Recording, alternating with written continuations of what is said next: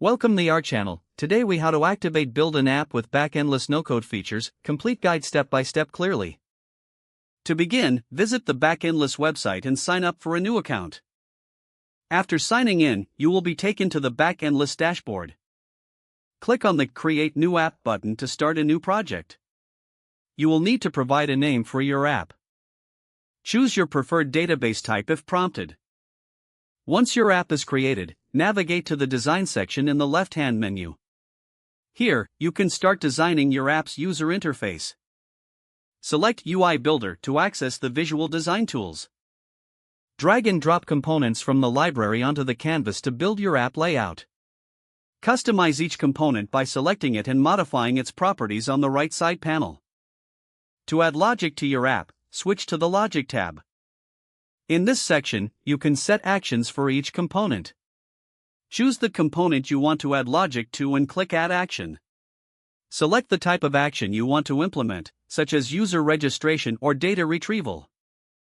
Follow the on-screen instructions to configure each action's parameters. To manage your data, click on the Data section from the menu. Here, you can create new data tables and define their schema.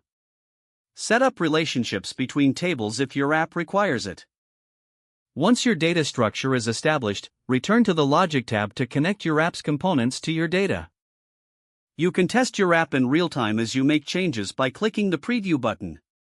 When satisfied with your design and logic, navigate to the Publish section. Choose your target platform, whether it's web, iOS, or Android. Follow the prompts to finalize the publication of your app. After publishing, you will receive instructions on how to access the live version of your app. Congratulations, you have successfully activated and built an app using Backendless no-code features. If the page does not load, refresh the browser or try again in a private or incognito window. Make sure you are using the correct email address, then retype it carefully to avoid small typos. If your password is not accepted, use the reset option and create a new strong password you can remember. Check your spam folder for verification or security emails, then complete any requested confirmation steps. Don't forget to like this video and subscribe to our channel for more step-by-step tech guides.